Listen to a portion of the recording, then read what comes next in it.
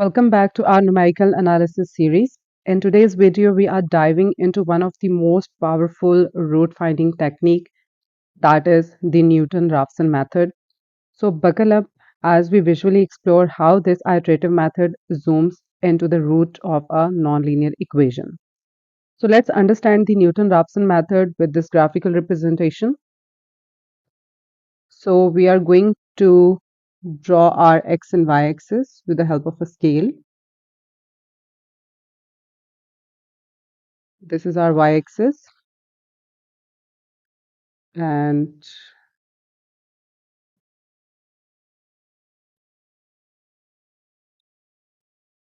this is our x-axis. Here we have x-axis and here we have y-axis. And we are given with some function.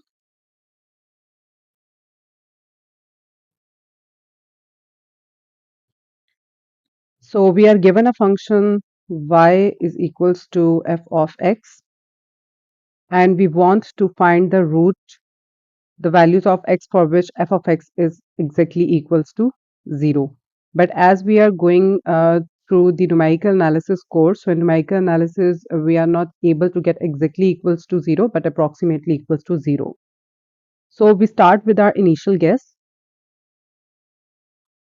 So here we have an initial guess that is P naught, that is basically somewhere here. So the point corresponding to this is P naught and f of P naught on the curve. Now we are going to draw a tangent line. Again, we use a scale here. And we just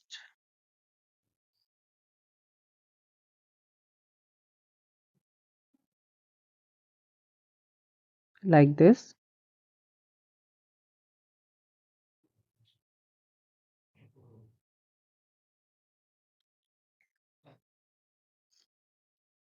So we draw a tangent line to the curve at this point, and the slope of the tangent line is the derivative of the function at P naught, and that is denoted by f prime P naught, and we call it slope. So the idea is to follow the tangent line until it intersects the x-axis, and the x coordinate is your next approximation.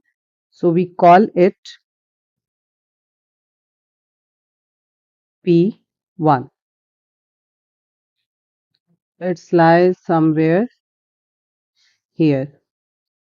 So mathematically, it is given that P1 is equals to P naught minus f of P naught divided by f prime of P naught. Now we repeat the same process at P1 and we plot P1 f of P1 by drawing a tangent line. So this is our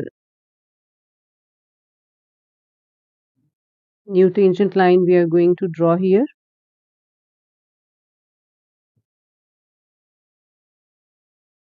So it touches at this point and we call it P2. This point is even closer to the actual root. As you can see, with each iteration P0 to P1 and P1 to P2 and so on, we are getting closer and closer to the root of the function. This visual approach helps us see how Newton-Raphson method quickly convergent when the functions behave nicely. And that is the graphical beauty of the Newton-Raphson method, that is a powerful, fast, and elegant. So let's break down the Newton-Raphson method into a very simple working rule. So initially, we must have a function, say f of x is equals to 0, for which you want to find the root.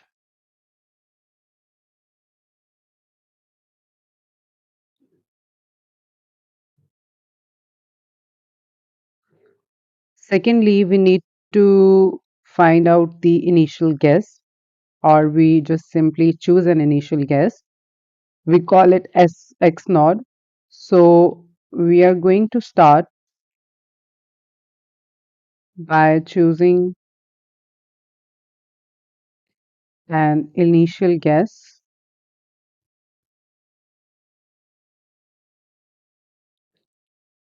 close to the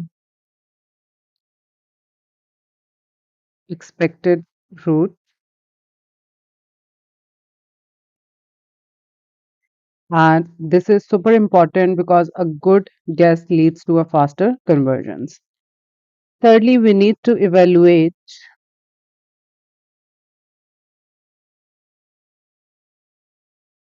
f of x naught and f prime of x naught.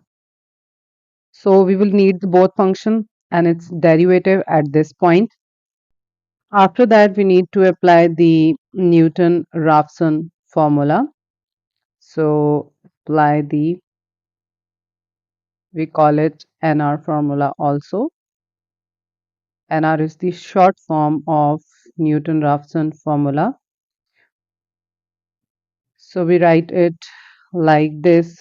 The generic formula would be xn is equals to xn minus 1 negative of xn minus 1 divided by f prime of xn minus 1.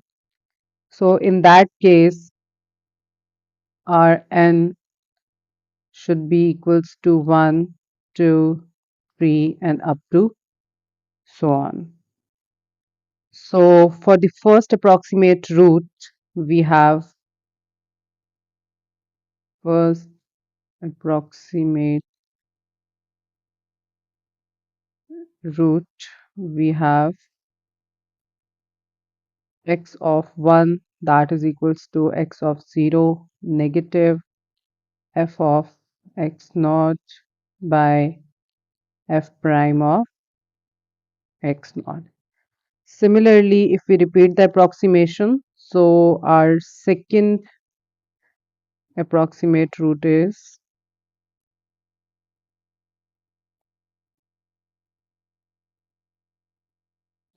x2 that is x1 minus f of x1 over f prime of x1. So we will continue this process until and unless our accuracy is achieved. So we simply say that the fifth point is repeat the process until and unless required accuracy is achieved.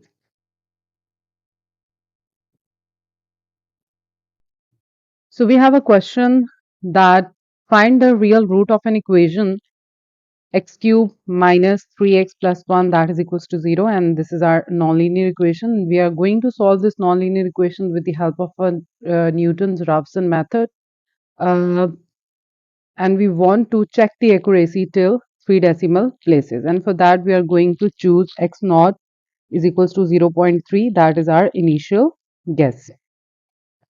So first of all, we are going to extract the function from the statement. So we have a function that f of x is equals to x cube minus 3x plus 1 that is equals to 0. After that, we are going to find out the first derivative. So 3x square minus 3, and make it sure that the first derivative should not be equals to 0. After that, we choose or we use the initial guess that is 0.3, and by using this guess we are going to find out the first iteration.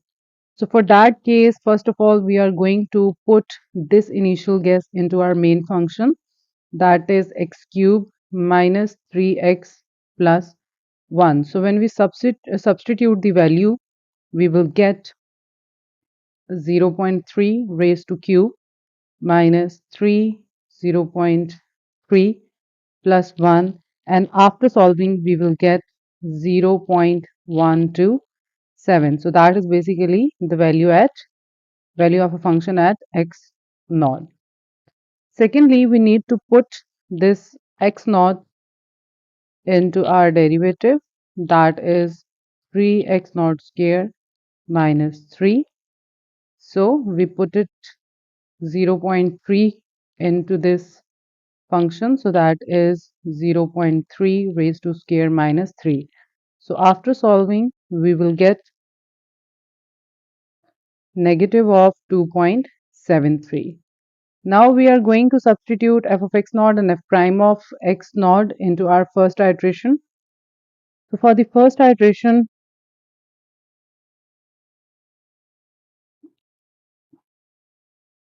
we are using our formula, that is the generic formula of Newton-Raphson method, that is xn minus 1 negative of f of xn minus 1 over f prime of xn minus 1, and in that formula n varies from 1 to 3 up to so on.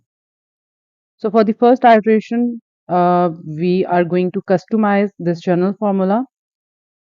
So we put n is equals to 1, so it becomes 1, here 0, here we also have 0, and here we also have 0. So we already calculated the f of x naught and f prime of x naught. So these are the two values. We are going to substitute back into the function, back into the formula of NR method. So x1, that is equals to 0.3 negative of, so we have the value 0.127 divided by negative of 2.73.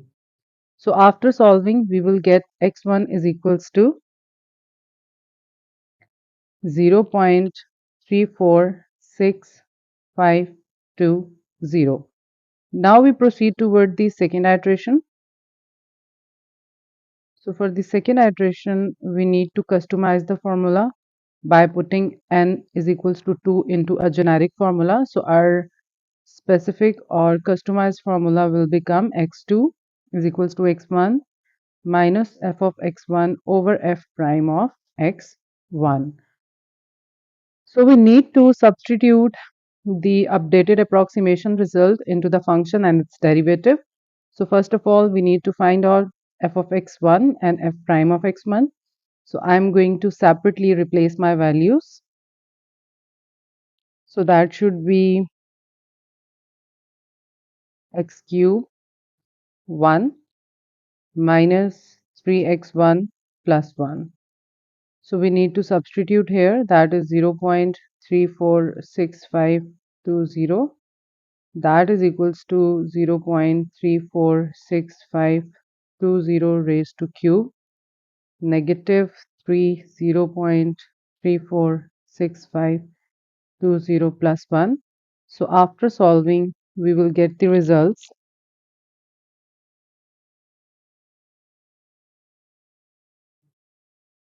0.002048. Now we substitute back into the first derivative. So it's become 3x1 square minus 3. So it's gonna be 0.346520, that is equals to 3, 0.346520 raised to square minus 3. Now after solving we will get negative, not negative, positive 2.639771. Now we are going to substitute f of x1 and f prime of x1 back into the formula at their respective places. So x2 is equals to x1 is 0.346520 negative 0.002048 divided by 2.639771. So after solving x2 we will get 0.347295. So that is our second approximate result. So if we compare the second value of x2 with x1, so till two decimal places our solution start repeating. So in the question it is mentioned that we need to check the accuracy till three decimal places, so we need to go for more iteration.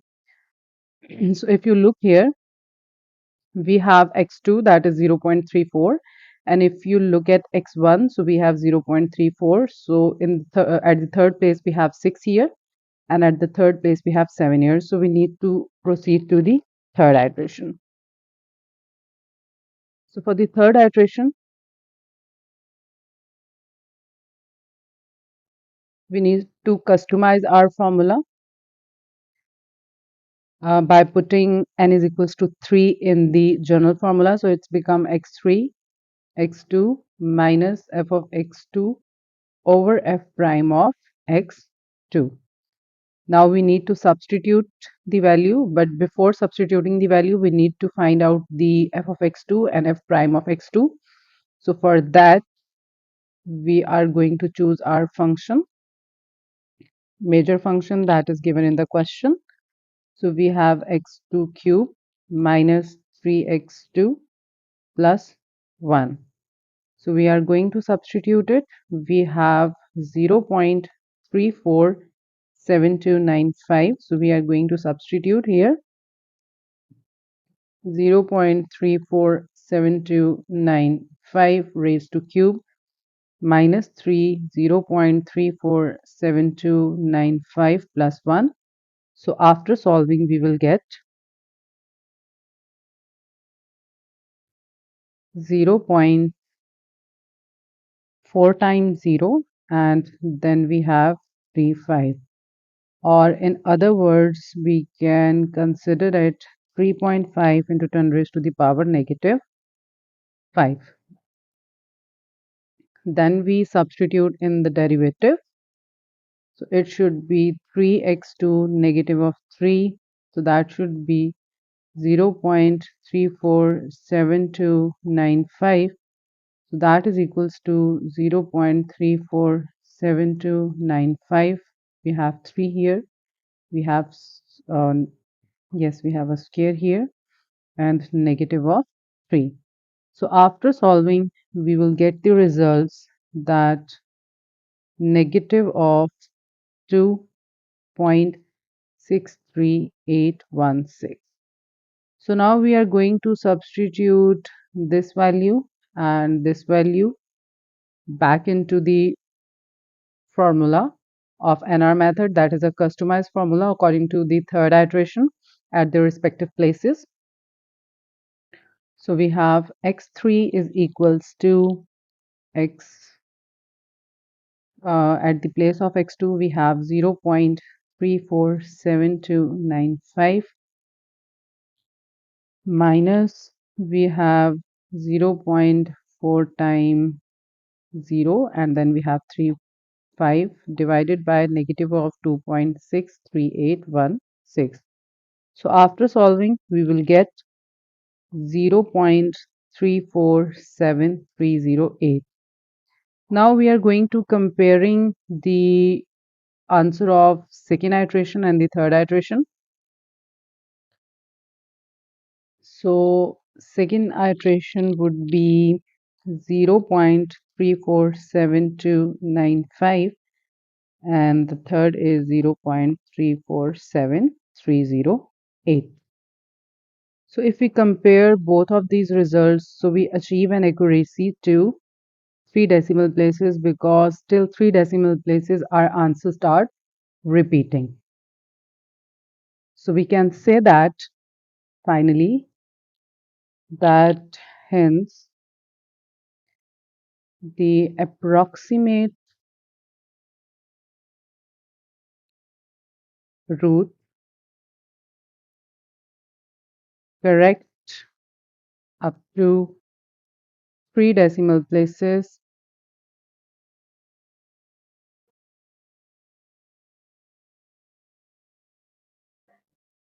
is x is equals to 0.347. We have a question that find the cube root of 48 on interval 3, comma 4 by Newton-Raphson method correct up to 4 decimal places. So we need to check the accuracy till 4 decimal places. Secondly, we need to find out the equation that is extracted from the statement of cube root of 48. So initially,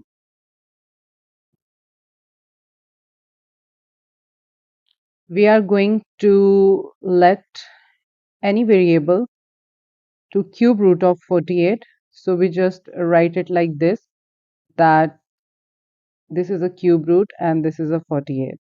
So we need to solve it first by taking a cube on both sides of the equation like this, and this will cancel out with this, and we will get that p cube is equals to 48. So after that, p cube minus 48 is equals to 0. So this is basically our function that we are going to use it for Newton-Raphson method. So after finding out the function, we need to find the derivative too. So f prime of p is equals to 3p square. So that is not equals to 0. So we can easily proceed. After this, we are given with an interval that is 3, comma 4. So first of all, we are going to check that either our root lies in that interval or not. So in order to check the availability of root in this interval, I am going to substitute 3 into the function and then 4 into the function. It If they gives us an opposite signs, it means that the root lies in that interval. So for that, I am choosing my first point, that is 3, and I am putting into my function. So it's 3 raised to cube minus 48, that is equals to 27 minus 48. So the answer should be negative of 21. Now I'm going to substitute my next point, that is 4 into the function. So that should be 4 raised to cube minus 48, that is equals to 64 minus 48, and the answer would be 16. So by putting 3, we will get a negative value, and by putting 4, we will get a positive value, that is 16. So it means that our root lies in that interval. Now it's our choice that which point we are going to choose as a first approximation. So we can easily choose 3, we can easily choose 4, or in between we can choose 3.1, 3.2, 3.9. So it's according to our own choice. So I am choosing P naught, that is equals to 3.6, and this is my first approximate root that I am using to perform my iteration further. So let's begin with the first iteration.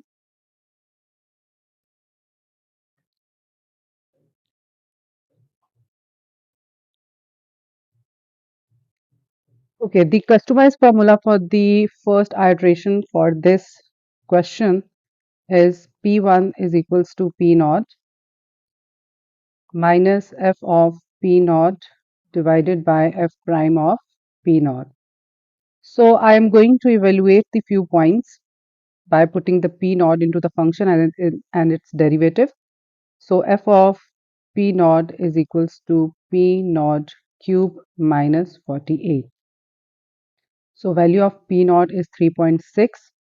So I am going to substitute at the place of P naught minus 48, and we will get the answer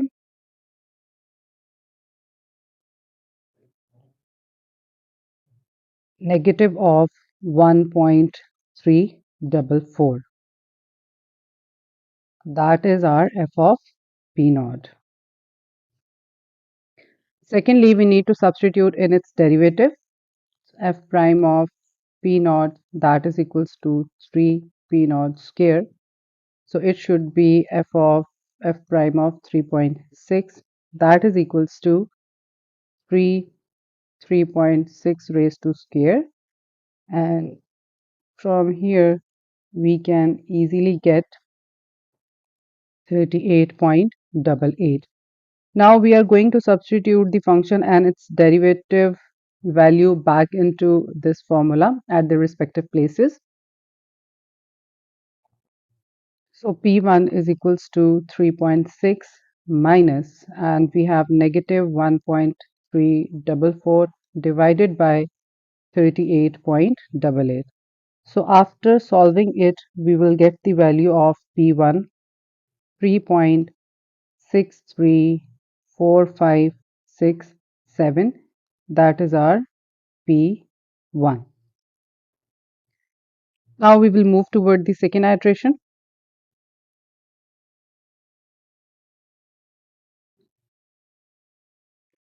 For second iteration, our customized formula is P2 is equals to P1 minus f of P1 divided by f prime of P1.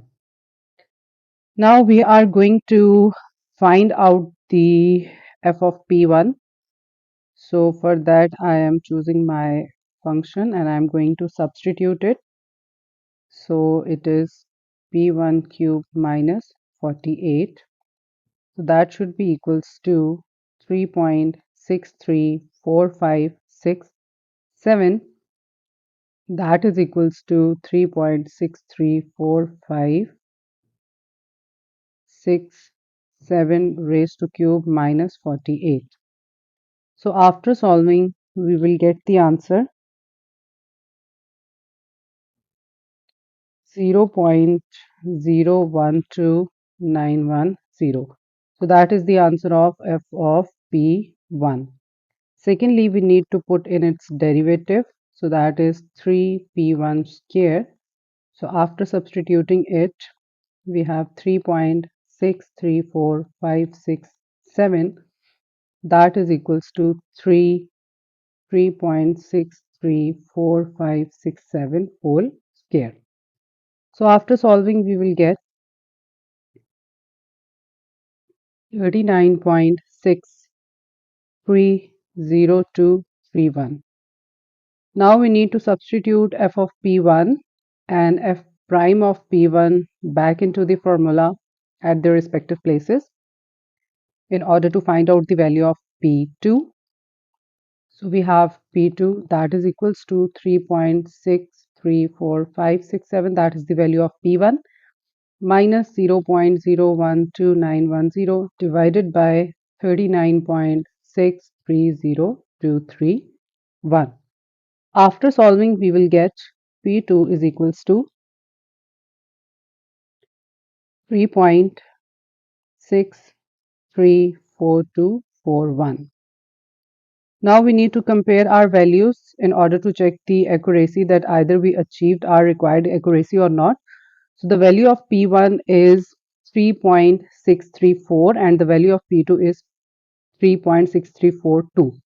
So till 3 decimal places, our answer is almost similar, that 3.64, and here we have 3.634. But it is mentioned in the question that we need the accuracy till 4 decimal places. So for that, we need to go for third iteration.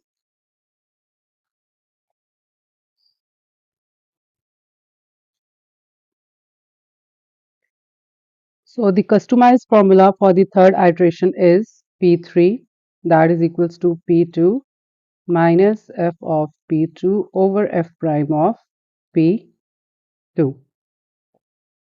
Now we need to find the value of f of P2 and f prime of P2. So f of P2 is equals to P2 cube minus 48.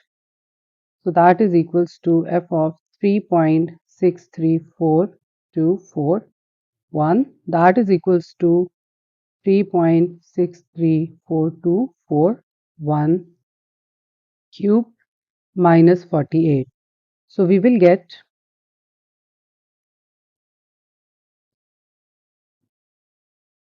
0.5 times 0 and 7, or we just write it like this, that's 7.0 into 10 raised to the power minus 6.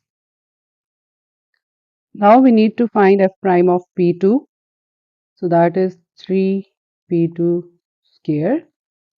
So we have 3.634241, that is equals to 3.634241 whole square. So after solving we will get 39.623122. Now we need to substitute the value of f of p2 and f prime of p2 back into their Newton-Raphson formula at their respective places in order to find out the value of p3. So p3 is equals to 3.634241 minus 0.12345 times 0 over 7 divided by 39.623122. So after solving, we will get the results 3.634240A. So we need to compare our P2 and P3 values in order to check the accuracy that either we achieved or not. So the value of P2 is 3.634241 and the value of P3 is 3.634240A. So if we check the accuracy, so we have till 4 decimal places we have 3.6342 and for P3 we have 3.634. So after 3 iterations we achieved the accuracy till 4 decimal places. So we can simply say that hence the approximate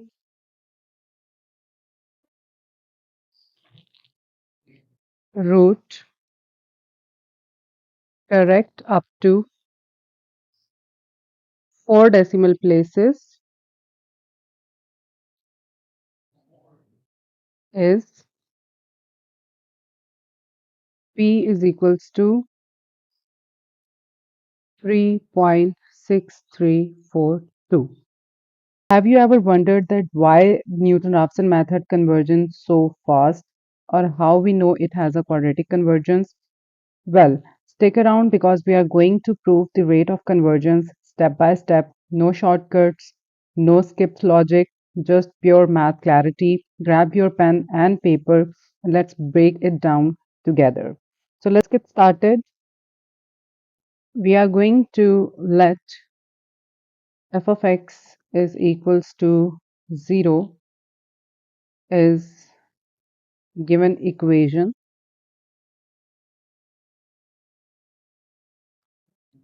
and x is equals to alpha be the exact root of the equation.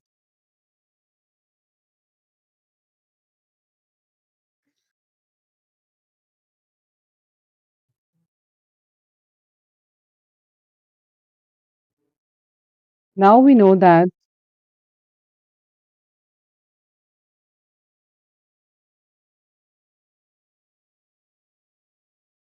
the general formula for NR method is xn plus 1 that is equals to xn negative of f of xn divided by f prime of xn.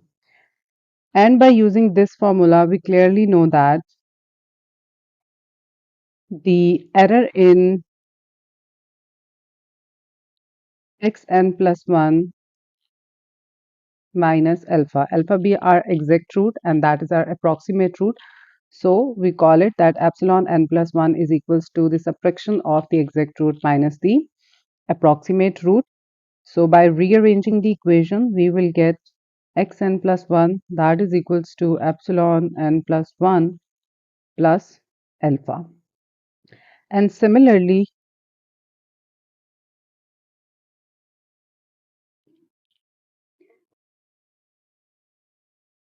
we have xn that is equals to epsilon n plus alpha, same rule applied on xn. Now we are going to substitute our this and this equation back to the generic formula of nr. So it becomes epsilon n plus 1, that is plus alpha, is equals to epsilon n plus alpha negative f of epsilon n plus alpha over f prime of epsilon n plus alpha. We just simply substitute in our generic formula, that would be xn plus 1, that is equals to xn minus f of xn over f prime of xn. Now we are just going to simplify it. So we will cancel this with this alpha. So we are left with epsilon n plus 1, that is equals to epsilon n minus f of epsilon n plus alpha divided by f prime of epsilon n plus alpha. Now we need to just substitute back few equations at the place of epsilon n plus alpha. So for that we are going to consider Taylor's theorem. So we just simply say that since by Taylor's theorem, that is x plus alpha is equals to f of alpha plus x f prime of alpha plus x square by 2 factorial and f double prime alpha plus up to so on. That is the general form of a Taylor theorem.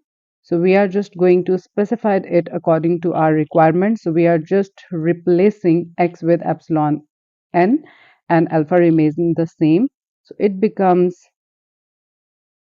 f epsilon n plus alpha, that is equals to f of alpha plus epsilon n f prime of alpha plus epsilon n square over 2 factorial and f double prime of alpha plus up to so on.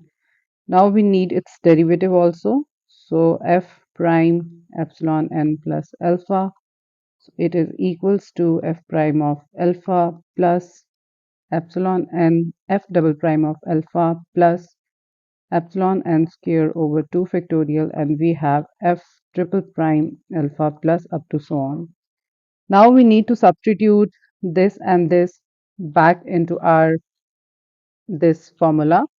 So it should be epsilon n plus 1, that is equals to epsilon n negative, and we have f of alpha plus epsilon n f prime of alpha plus epsilon n square over 2 factorial f double prime of alpha plus up to so on divided by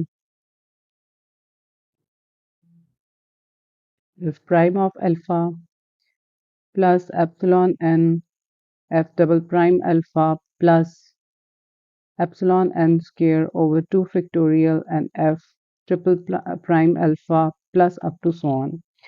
As we know that the epsilon n is basically the error. So we are neglecting the highest power of epsilon,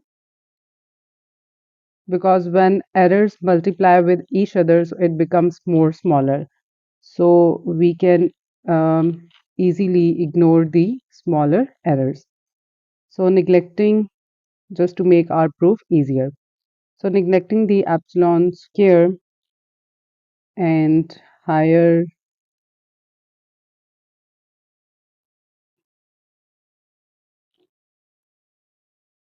powers of epsilon. Also, we know that alpha is our exact root.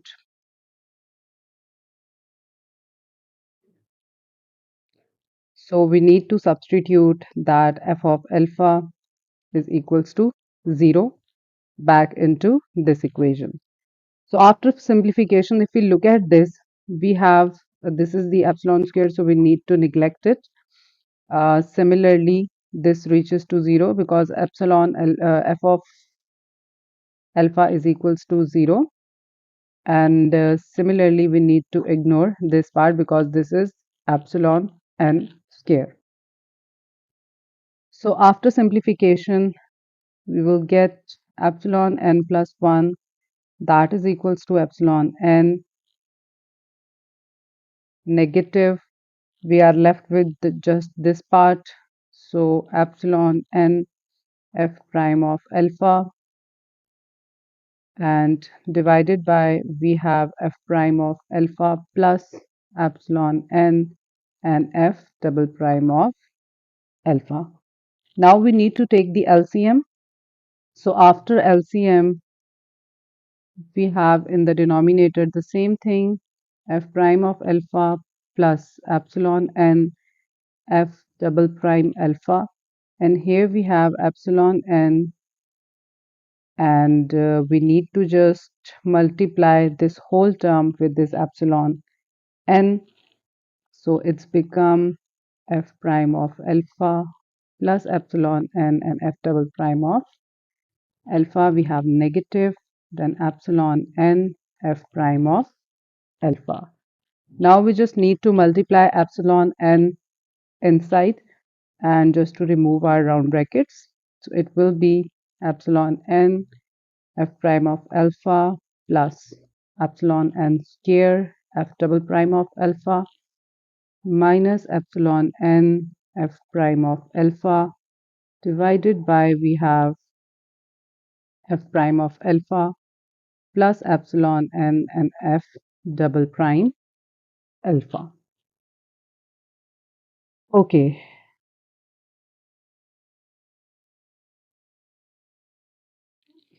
after that we need to simplify it, and for simplification we see that this term and this term is similar, but this contain a positive sign and this contain a negative sign, so we need to just cancel this out.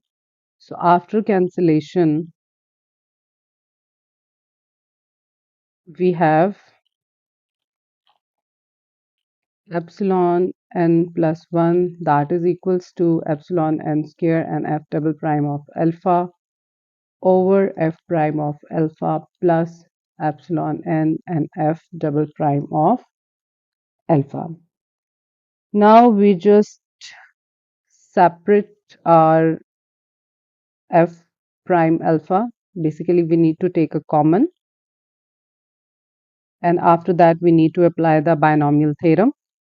So this is epsilon n plus L1, that is equals to epsilon n square f double prime of alpha over. From this part we are going to take f prime of alpha common. So here we left with 1 plus epsilon n. We have f double prime of alpha, and in the denominator part we have f prime of alpha.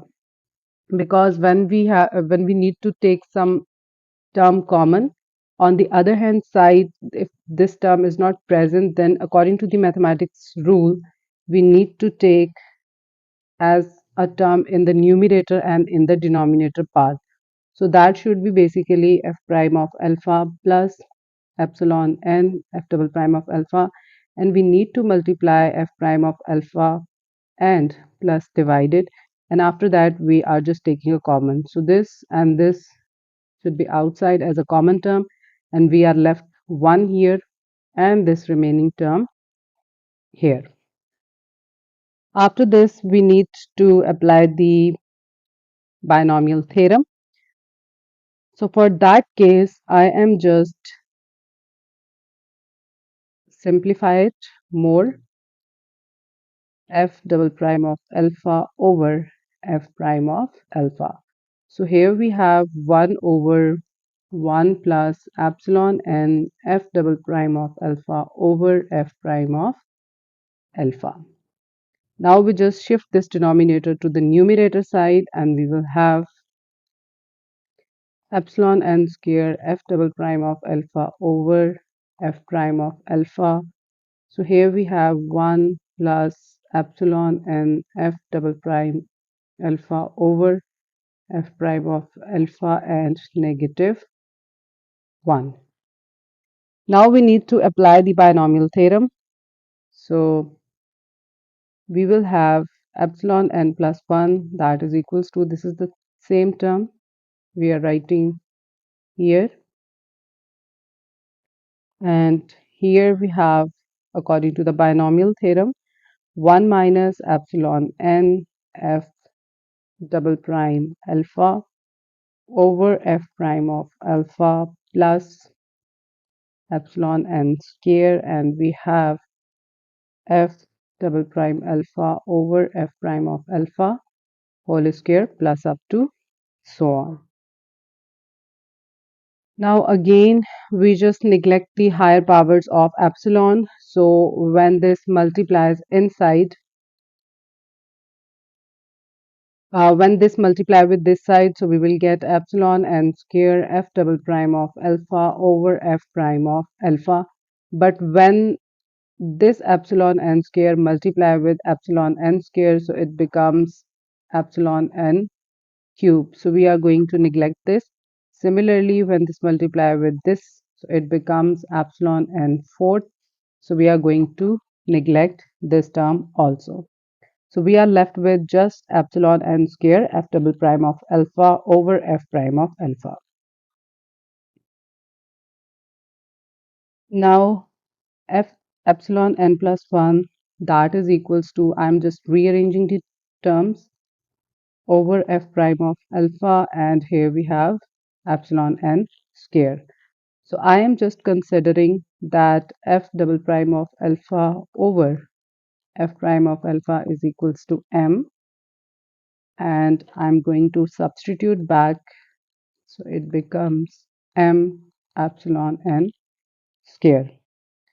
So when we include the proportionality sign, so our m removes, it becomes epsilon n square. So this shows that each error is proportional to the square of the previous order.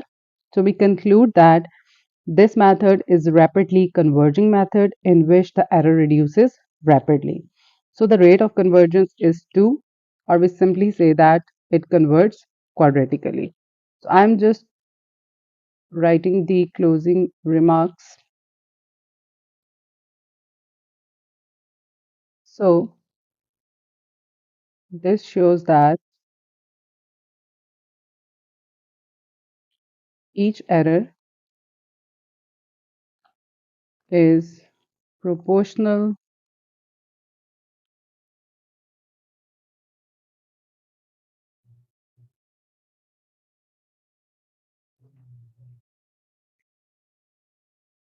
to the square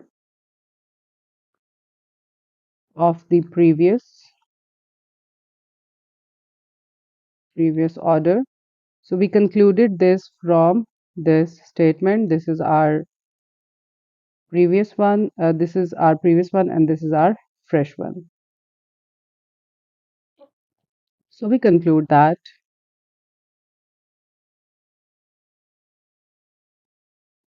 this method is rapidly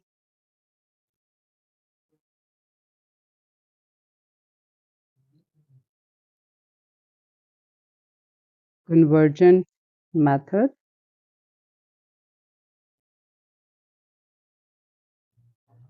in which error reduces rapidly. So rate of convergence of in our method is 2, or we simply say that because of this 2 rate, that Newton's method converges quadratically. So, from lightning fast convergence to some serious limitations, we will cover both advantages and disadvantages that you need to know. So, let's get started. Firstly, we are going to discuss about the few main advantages of Newton-Raphson method.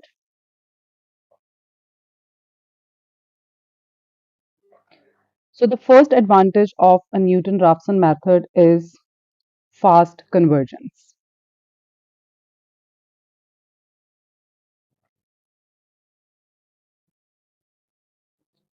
The Newton-Raphson method is known for its very fast convergence, especially when your initial guess is close to the actual root.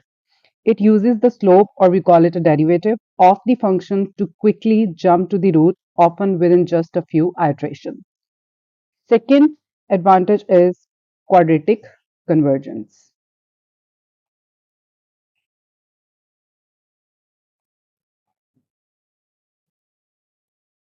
The method has quadratic convergence, which means that the error decreases exponentially with each iteration. In simpler terms, once you are closer to the root, the number of correct digits nearly double with every step. The third most important advantage of Newton-Raphson method is they can handle complex roots.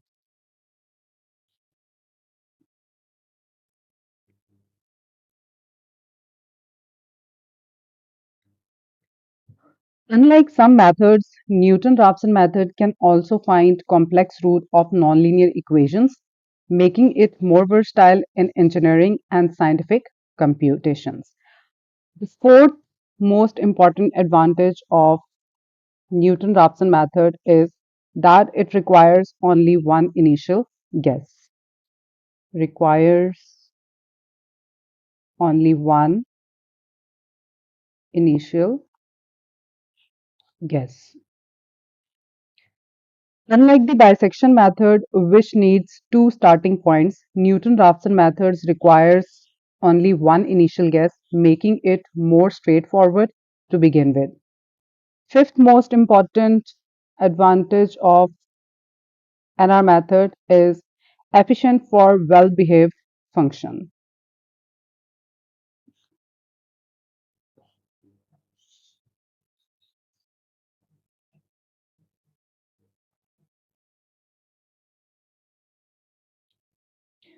For functions that are smooth and have a well-defined derivative, this method works extremely efficiently, providing accurate result with minimal efforts.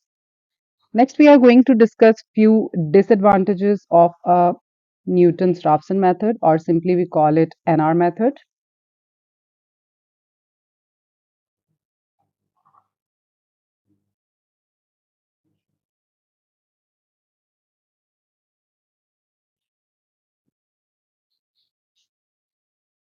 The first disadvantage of Newton-Raphson method is requires derivative evaluation.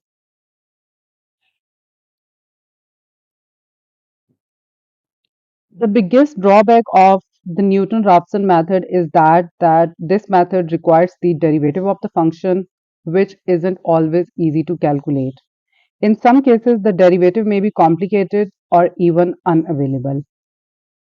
Second disadvantage is may diverge if initial guess is poor.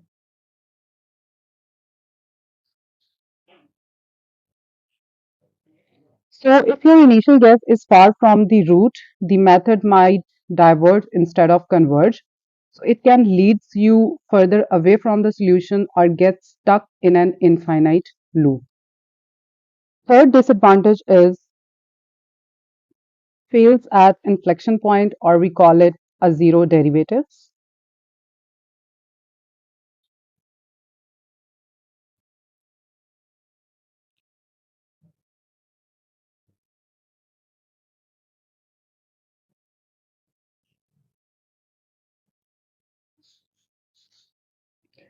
If the derivative at any step becomes zero, the method will break because division by zero isn't defined.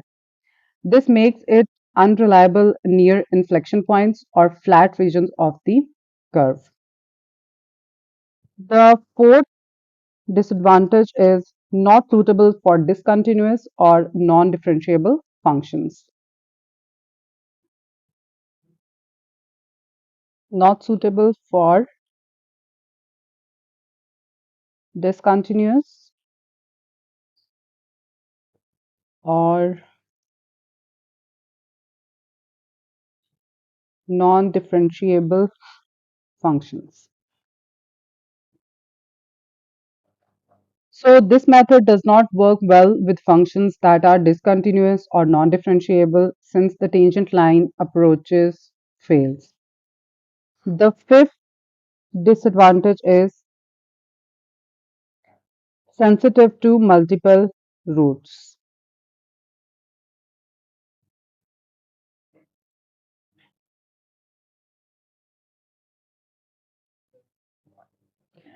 So in some cases where the function has multiple roots or repeated roots, the Newton-Raphson method can converge very slowly or may converge to a wrong root entirely. So to sum it up, the Newton-Raphson method is a powerful and fast technique for solving nonlinear equations, especially when you are dealing with well-behaved or smooth functions. But it comes with some risk like divergence, sensitivity to initial guesses, and dependency on the derivative. So use it wisely. We're going to develop a code of Newton-Raphson method, which is considered to be the most fastest method for the solution of nonlinear equations because its rate of convergence is 2. So for the development of the code, we need the following thing. So initially, we need to define a nonlinear function and its derivative. So we are considering a function that is f of x is equals to x cubed minus x minus 2, which is a nonlinear function. And after that, we will use its derivative also. Then we are going to set the initial condition to 1, that is x naught is equals to 1. After that, we will apply the Newton-Raphson method to find the root. And for finding the root, we need to apply the while loop in that code. After this, we are going to check the convergence based on our tolerance, that is 10 raised to the power minus 6 or a maximum iterations. Then we will plot our function, and after plotting the function, we will display the final roots and result onto that function. So let's proceed to the MATLAB. So this is the interface of the MATLAB, and we are creating our code in a script. So we just click on a new script and an editor open in front of us. Now we are going to start developing our code, that is of a Newton-Raphson method. So we are going to start with the CLC, clear all and close all. After that, we need to define our function and its derivative.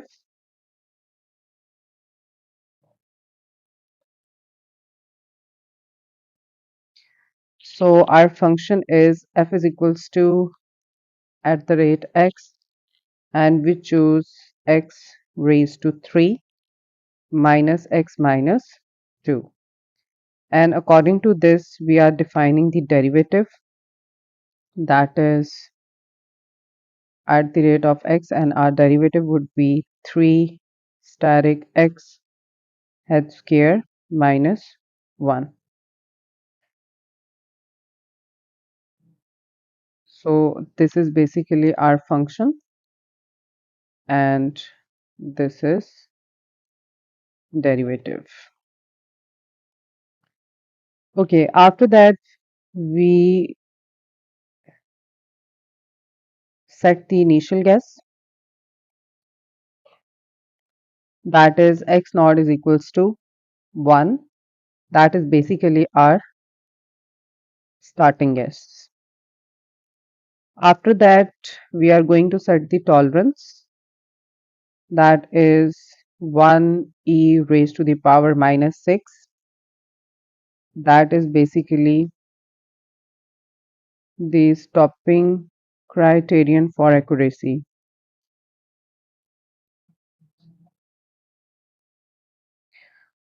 After that, I'm going to define the maximum iteration to 100. That is basically the maximum number of iterations. Okay, after this, I am going to initialize the variables.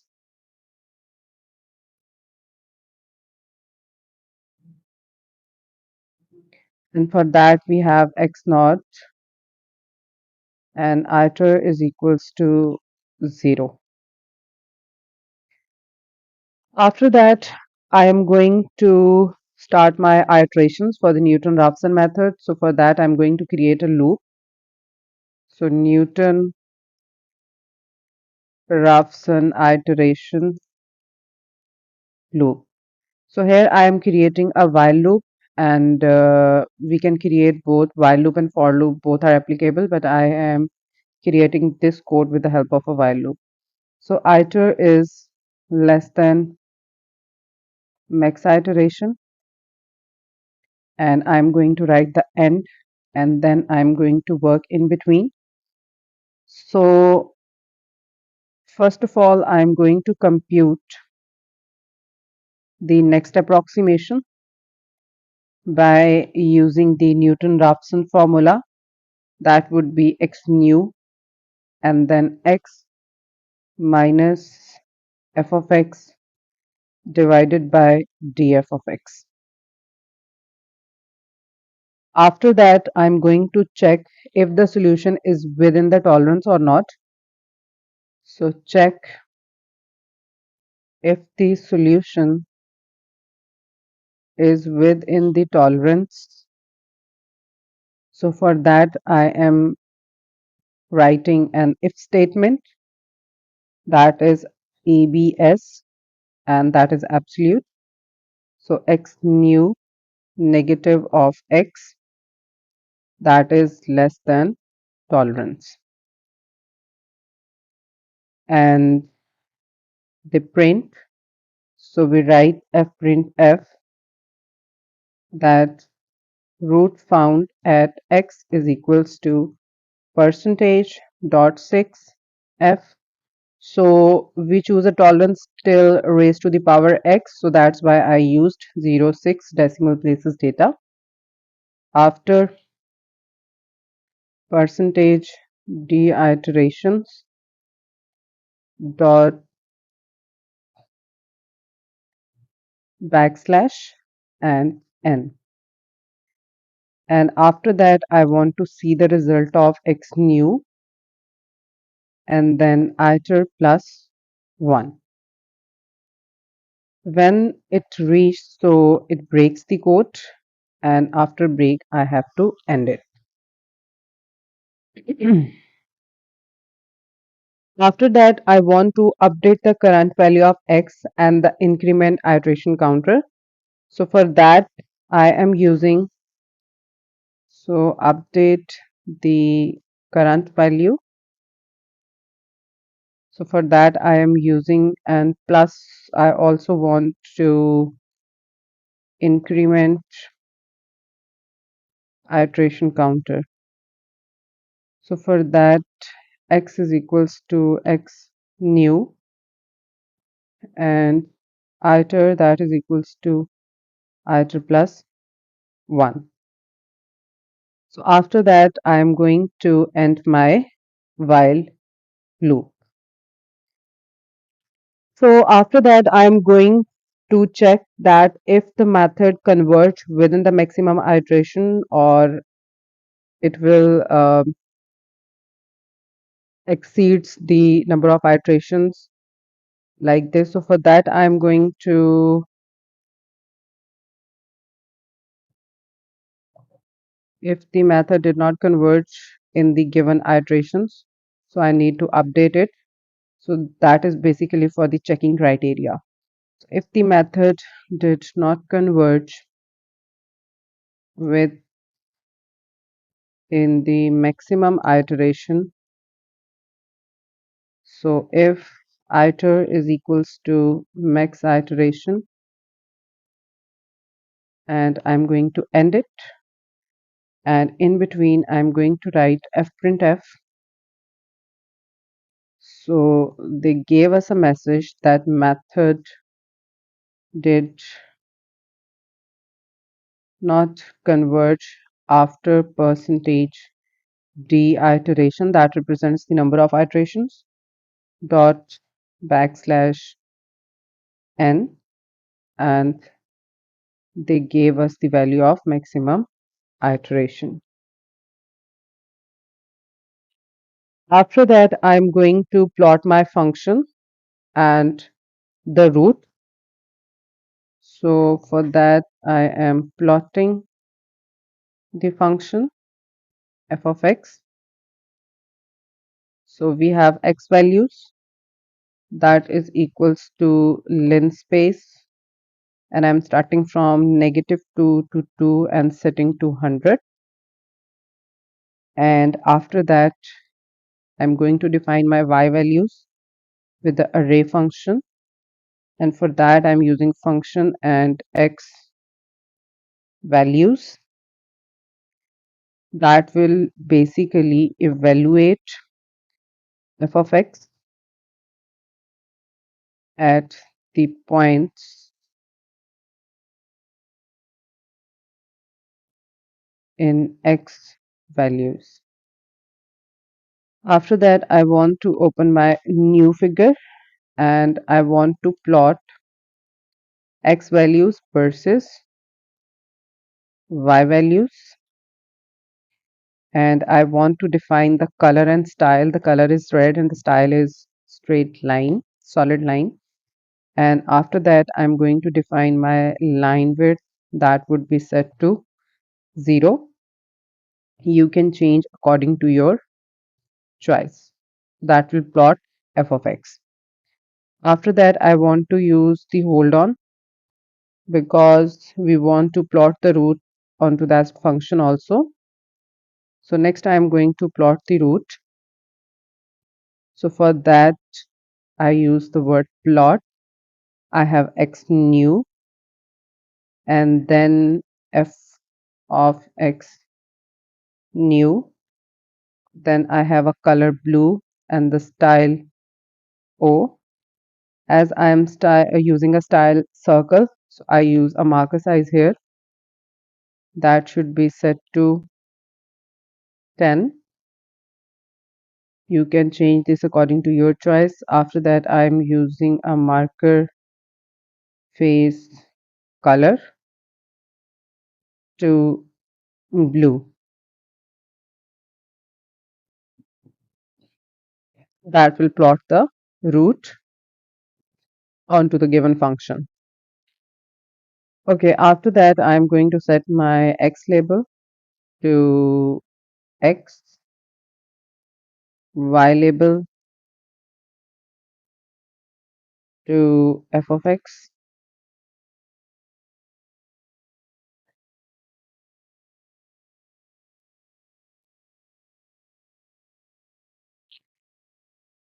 Okay, so after that, I want to write the title,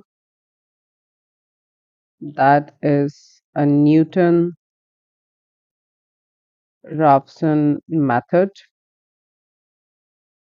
Then I want to write the legend. So my first is f of x and the second one is of root, and finally I want to on my grid. Okay, let's run it.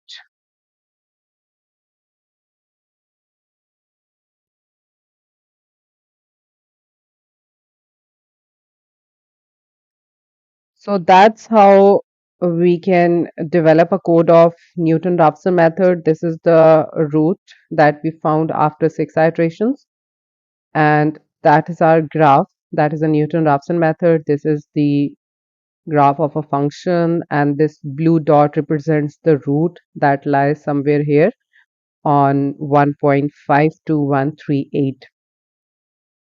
If you found this video helpful, give it a thumbs up, subscribe to more MATLAB tutorials, drop a comment if you have any questions or suggestions for the future videos. So thank you so much for tuning in and take care.